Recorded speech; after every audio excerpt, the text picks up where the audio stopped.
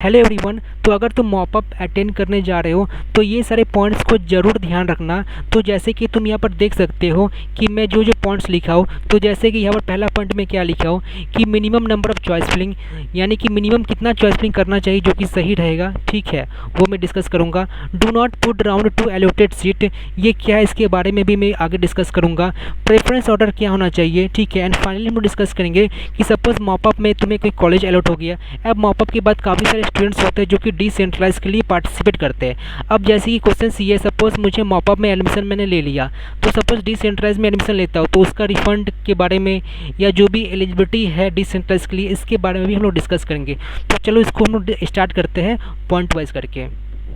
तो जैसे कि पहला पॉइंट मैंने क्या बताया था कि minimum number of choice filling. अब देखो स्टूडेंट दो तरह के हो सकते हैं, ठीक है। दो तरह के स्टूडेंट अभी होंगे।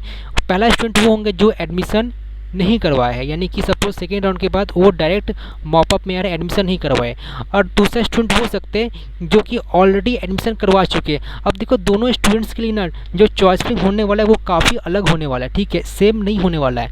तो ये बात ज़रा ध्यान रखना। तो पहला मैं ये बताऊंगा कि जो सपोज जो एडमिशन नहीं करवाए, काफ़ी सारे स्टूडेंट हैं, नियरली 40% स्टूडेंट हैं जो कि एडमिशन नहीं करवाए, वो मॉपअप अटेंड करने का वेट कर रहे थे। तो देखो मैं तुम लोग को ये बोलूँगा कि प्रेफरेंस जो है वो भरना, कि सपोज तुम्हारा टारगेट है जेयू, जैसे तुम भरते हो वैसे ही भरना। जेयू भरो, फिर सीयू भरो, देन फिर केजीसी भरो, ठीक है, जो मतलब ऑर्डरिंग है। फिर जैसे जेजीसी भरो, देन तुम आईएम भरो। मतलब मेरे बताने का मतलब ये है कि जो ऑर्डरिंग है कॉलेज के हिसाब से वो जैसे भरना वैसे ही भरना। लेकिन मैं तुमको एक बात और बता देना चाहता हूँ। सपोज़ तुम्हारा रैंक है 6000, अब तुम सोच रहे हो मुझे टेक्नो तक मिल जाएगा। तुम क्या सोच रहे हो, मुझे टेक्नो तक, या जो गवर्नमेंट का टारगेट कर रहे हैं वो सोच रहे हैं कि मुझे पुरुलिया तक मिल जाएगा, उसके आगे भरने का ज़रूरत नहीं है। लेकिन एक बात ध्यान रखना कि सपोज़ अगर इसमें भी कॉलेज नहीं मिला तब तो खाली बैठ जाओगे ना। तो मैं तुमको यही सजेस्ट करूँगा कि तुम और भी कॉलेजेस भर के रखना एज ए बैकअप। ऐसा मत सोचो कि हाँ मुझे 6000 में मुझे टेक्नो तो आराम से मिल जाएगा, टेक्नो में आईटी मिल जाएगा, तो चलो टेक्नो तक ही भर के रखते और आगे भरने का कोई ज़रूरत नहीं है। लेकिन नहीं, मैं तुम्हें बोलूँगा कि आगे और भी कॉलेजेस भर के रखना, ठीक है।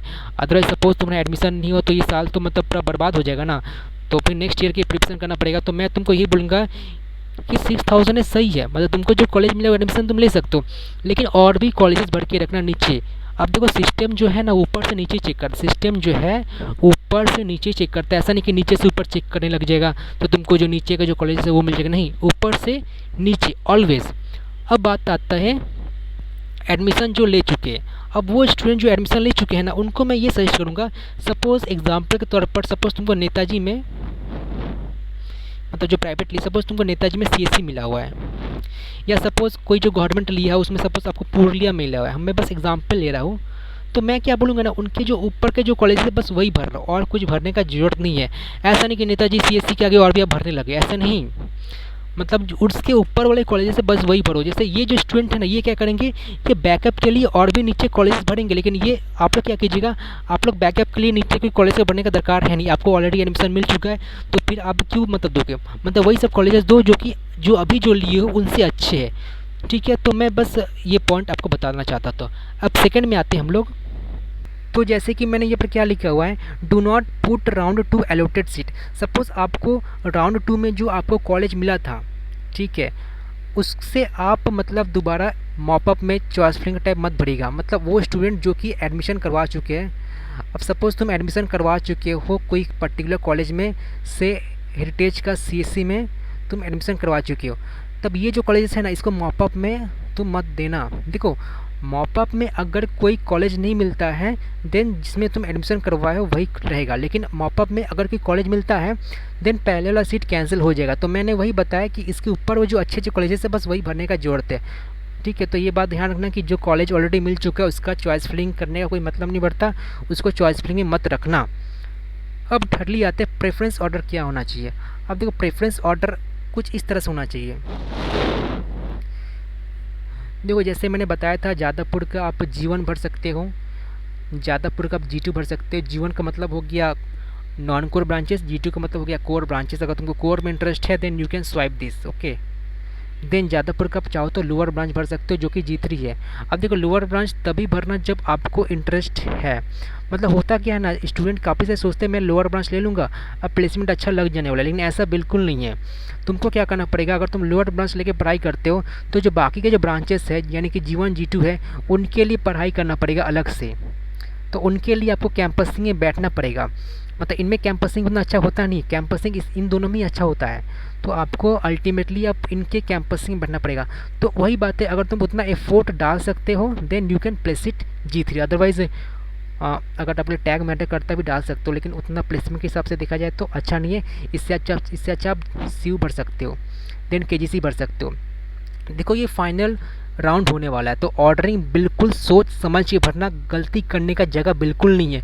काफ़ी सारे स्टूडेंट्स गलती कर चुके थे राउंड 1 के टाइम, जो चॉइस फिलिंग कर रहे थे। अब दोबारा गलती मत कर देना, तुम्हारे पास फिर से चॉइस फिलिंग करने का मौका है। तो जब फिर से चॉइस फिलिंग करने का जो मौका है, फिर गलती क्यों करना चाहते हो?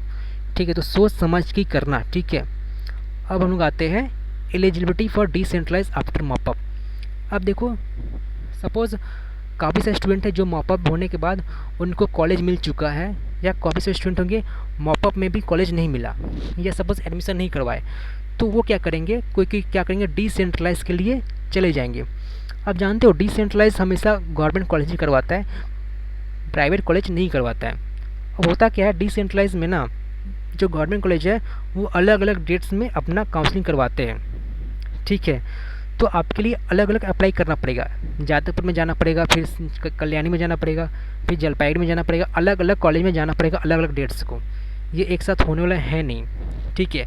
अब यहाँ पर बात क्या आया, यहाँ पर बात ये आया, सपोज़ आप मॉपअप में ना एडमिशन आप करवा चुके हो, ठीक है। अब सपोज़ आपको डिसेंट्रलाइज में आपको कोई कॉलेज अलॉट हुआ, तो ये बात ध्यान रखो, मैं फिर से बता रहा हूँ, ये बात ध्यान रखो कि इसका जो रिफ़ंड है वो मिलने वाला नहीं है। मॉपअप में जो कॉलेज मिल चुका उसमें तुम एडमिशन करवा चुके, फिर डिसेंट्रलाइज में गए, डिसेंट्रलाइज में तुम्हारा हो गया। अब तुम चाहते हो कि मॉपअप में जो मुझे कॉलेज मिला था उसमें क्या एडमिशन हो सकता है? नहीं, सॉरी, उसका रिफ़ंड हो सकता है, तो रिफ़ंड नहीं हो सकता है। तो बस यही बात है कि राउंड 2 से अगर तुम मॉपअप में जाते हो देन राउंड 2 का आपको रिफ़ंड हो जाएगा, लेकिन मॉपअप से अगर डिसेंट्रलाइज में जाते हो तो मॉपअप का रिफ़ंड नहीं होगा, ठीक है। WBG ने नहीं बताया है, ओके।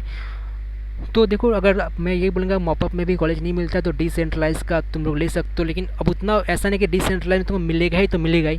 अब काफ़ी सारे कॉलेजेस होते हैं जो कि सिर्फ डोमिसाइल लोग के लिए डिसेंट्रलाइज करवाते हैं, कोई कॉलेज होते हैं जो कि सिर्फ मतलब दोनों के लिए करवाते हैं, नॉन डोमिसाइल डोमिसाइल के दोनों। तो ऐसा कोई गारंटी नहीं है कि तुमको डिसेंट्रलाइज में जाके मिल ही जाएगा। तो सोच समझ के कोई भी डिसीजन लेना, ठीक है।